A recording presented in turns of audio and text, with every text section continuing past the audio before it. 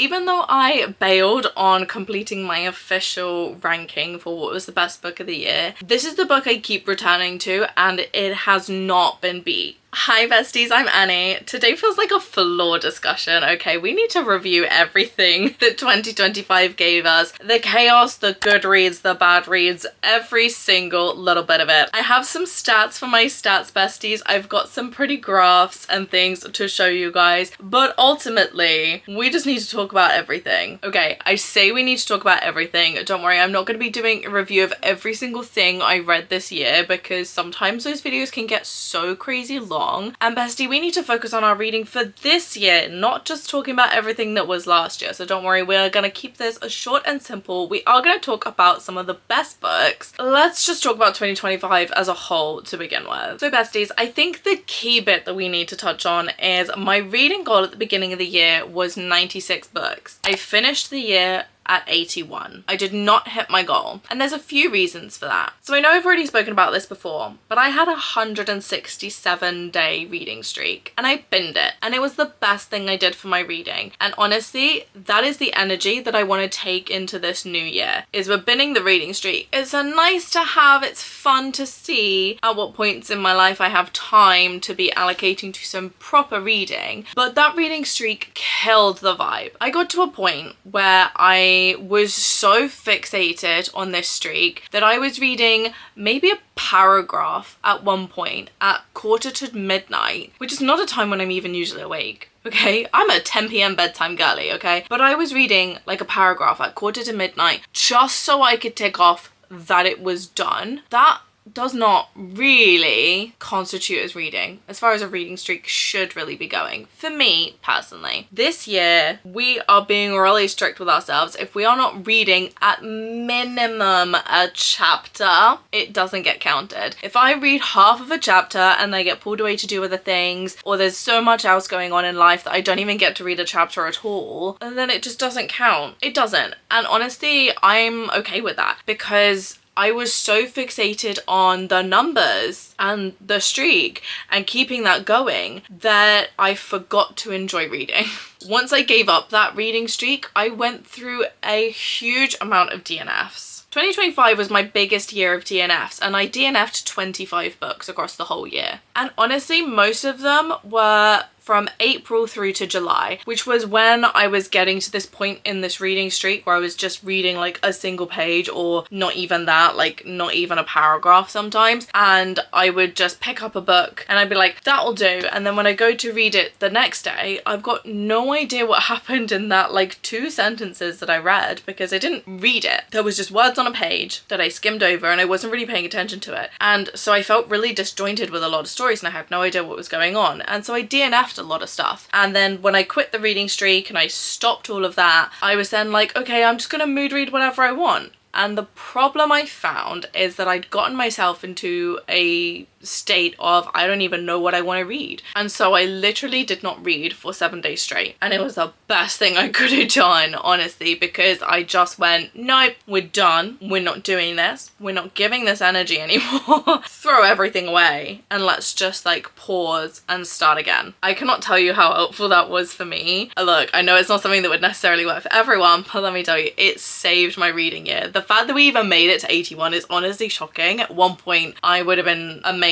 if I'd made it to 50. So when we look at the actual stats, March is my best reading month. I read 10 books in March. I was on such a roll, and then you can see that it literally goes downhill straight away because in April I DNF'd 7 books. I DNF'd nearly as many books as I'd read the month before, and I still managed to read 7. You can see where it was starting to go downhill. My worst reading month was June. I only read 3 books in June, and honestly, none of them were good because 2 of them got 2.5 stars and 1 of them got a 3 star. And my rating system works that a 2.5 star is meh, kind of nondescript, don't really have many feelings towards it. And a 3 star is, yeah, it was alright, but not something I'd write home about. So the 3 books I read in June were a disaster. So honestly, the fact that I even made it to 81 books by the end of the year is frankly shocking.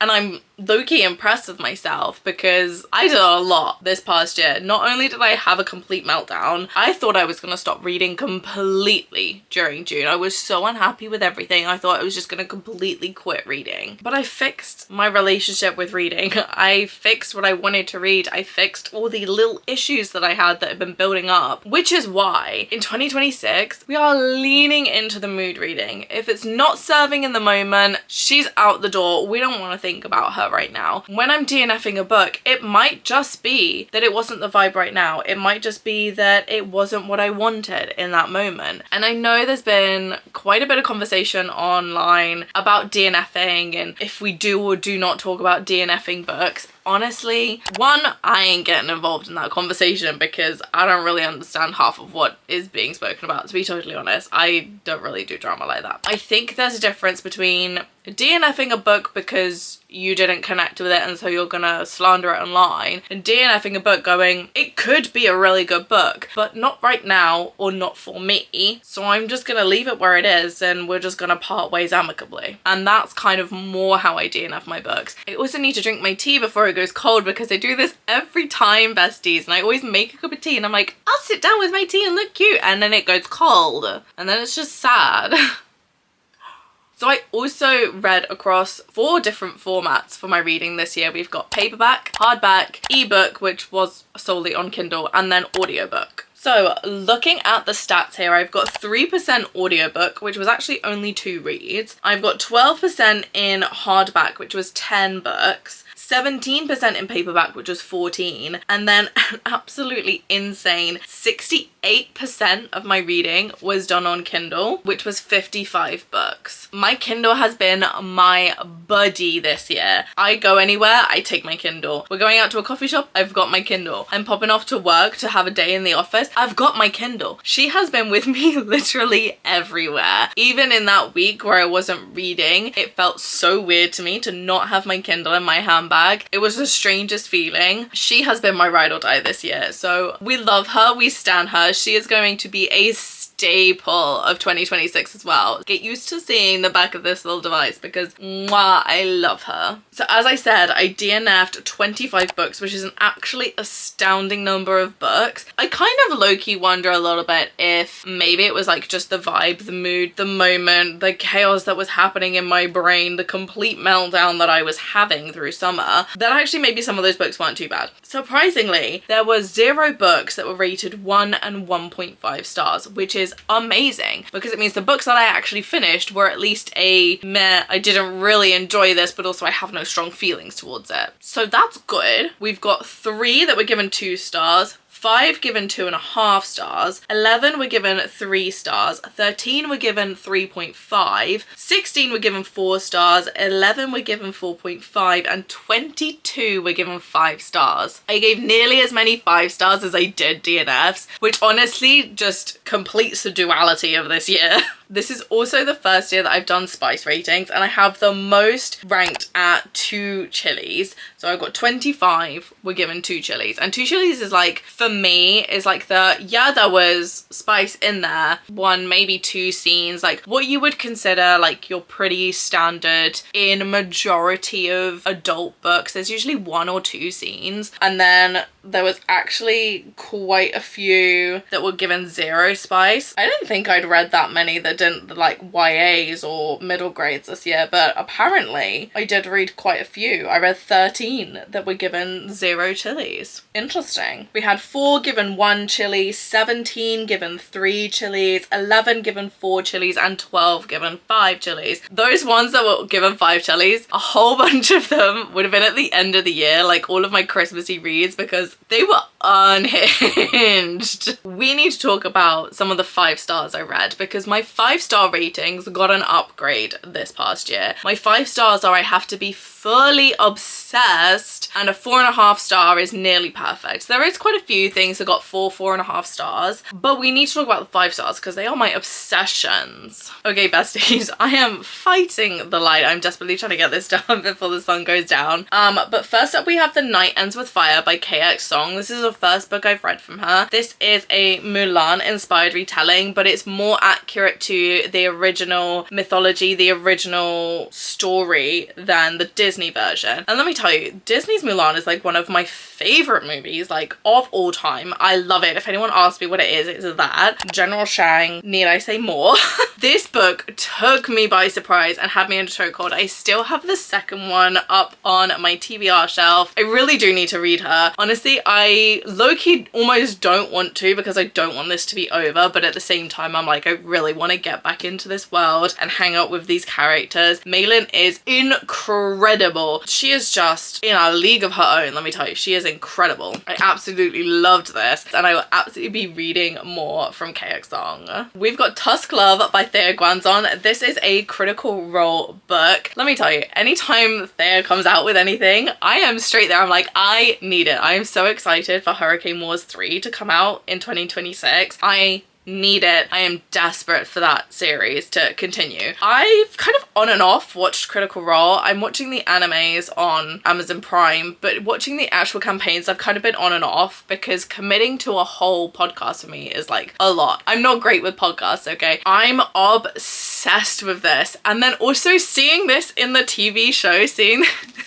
this book. Okay, not necessarily this cover. I about died when I saw this. I'm obsessed. Also, I love this purple color, just saying, and the alternative cover that we have for this in this edition is beautiful. I'm obsessed with it. Ultimately, the story is amazing. It's actually way shorter than I thought it was going to be before I saw it in person. Do you know what? It is the perfect length for this story. Absolutely no notes. I'm obsessed with Guinevere and Oscar. Then we've got Arcana Academy by Elise Kova. I am not going to spend ages talking about this book, you guys, because I have spoken about this book so much. This is my best book of the year. I can't deny it. This is like a 6 stars. Every time I think about what would be my book of the year, she is straight away in my head. I cannot wait for the next book. I need this series to continue. I really hope Elise gives us like a 5-book series like she's prone to doing. I would live, breathe and die for this to be a 5-book series. Please, please, please, please, please, please. I just want more of this. I want more of this. I'm low-key considering rereading it before the second one comes out, which I already have pre-ordered, which is rare for me. There is something about this, like the magic system being the tarot cards is so fun and interesting to me. Honestly, I low-key find tarot cards interesting anyway. There was nothing about this that wasn't gonna work for me. And I've said this so many times, but Elise Kova's writing is like when you go home and your grandma tells you stories, and it is like coming home, it's like your best friend recapping everything. There is something that is like so familiar about the way she writes, and I love it. Shield of Sparrows by Devony Perry is another one that this is the first book that I ever read from this author, and honestly, yes, yes, yes. I want to be reading more from Devony. I've already got the next book pre-ordered. I'm obsessed with this. This was one that it took me a little while to pick up, and I was kind of umming and ahhing about it because I'd heard that Devony does more kind of like speculative-y, kind of like almost mystery, almost thrillery romances. And I was like, I don't know how I feel about that. And I thought there was going to be a huge connection in this. And yes, there are some mysteries. I wouldn't say they're mysteries any more than like what we would normally get in a fantasy book like this. I was gagged. From like page 1, there was so much happening like in the first bit of this that I was like, I feel like this is gonna really dive deep and this is gonna like really become important in a couple of chapters time, because there were so many things that were just like sprinkled in as like little offhanded comments, little like random comments, and I was like, okay. And honestly, I wonder if I should have tabbed this. So maybe if I do a reread, I will tab this up. Who knows? I was taken by surprise by this book because there's so many elements in it that like feel really familiar and feel like a typical romantasy, but then there's other things that I'm like, no, no, no, no, no, no, no. This is so much more. And like it has its own uniqueness to it. And honestly, I loved it. I can't wait for the next one. I am still thinking about this book to this day. Y'all didn't think you were gonna get through a whole year wrap up without me talking about Uncle Rick at some point, did you? Especially when we get a Nico D'Angelo and and Will Solace story. You came to the wrong place if you thought that was not going to happen. Court of the Dead. I was expecting a chill, fun time. I read The Sun and the Star when that came out, which is kind of book one in this little offshoot of these Nico D'Angelo adventures. And I was like, oh, this is good. It was the first book in ages that made me cry, that one. This book so nearly had me, but reading these as an adult is such an interesting experience because there's little things in here that, like, little connections, little comments that adults make. As an adult myself, I'm now like, oh, please stop tugging at my heartstrings because I can't take it. This was incredible. From start to finish, I loved it. It was so, so good. I was fully obsessed. I can't wait for more Nico and Will stories. I really, really want them. Just, it was like coming home, but also reading it for the first time as an adult was just such a different experience to reading any of the Percy Jackson books like when I was a kid. Nico is one of my faves, and Nico and Will together, I'm obsessed with them. I love them so much. Like, the vibes are immaculate. And last but certainly not least, we have Taurus Season by Brynn Weaver. This is the start of her new Seasons of Carnage trilogy. This was typical Brynn Weaver. Typical Brynn Weaver. We've got like 2 pages of content trigger warnings. They're so funny. They're so silly the way she does her bullet points, and it's like she gives you just enough to go, oh, maybe that might not be something for me, but also without giving the whole thing away, which is something that I find with trigger warnings. Sometimes I feel like some of them really give away the story and you're like, well, now I know what's gonna happen, which is kind of the point, I guess. But at the same time, I like the way she does it. It was silly. It was funny. Honestly, Brynn Weaver and her comedic animal side characters are unmatched. I love it. I love this book. I can't wait for the rest of this series. I don't know when it's coming out. I need to check when the next one of these is coming out and make sure I've got it in my journal because I'm gonna want to get hold of this. Brynn Weaver has very quickly become a staple on my shelves. There is just something about the way she writes, and like, yes, it's dark and it's a dark romance, and there are a lot of things in here that would probably be a hard pass for a fair few people, granted. I feel like she does it in such a way that it doesn't like feel heavy. Like, the comedic element of it is so on point. It works perfectly for me. Besties, I think I am minutes away from losing the light here. So 2026, let's bring her in with good vibes only. Let's mood read this whole year. Let's turn the chaos that 2025 gave us, the unbridled chaos that nobody asked for, but apparently it came to come and sit in my reading shelves. We are putting some reins on her. We are taking control. This is going to be our chaos this year, besties. It is going to be so much fun though. I feel like the mood reading is going to be such a thing of the moment. I think we're going to have so much fun. I have so many fun ideas planned out for different reading vlogs and things. So do let me know in the comments down below if there's a particular reading vlog you want to see. Do you want more trope trials? Do you want different challenges? Do you want me to finish my physical TBR? Do you want me to continue reading series that I've started? Let me know in the comments down below if you guys have got any ideas, anything that you want to see, because I absolutely want to do that. Besties, thank you so much for coming to hang out with me. This has been so much fun going over 2025, actually. As much as it was a horrendous year, actually, we made some good out of it. Besties, I hope your 2026 reading is filled with so many 5 stars, all of the good vibes, only the best stories, everything that you want in your books. I hope it is there for you. I hope you have an absolutely amazing Cozy Chaos day, and that your next read, and maybe your first read of 2026, is a 5 star. I'll see you guys next time. Bye.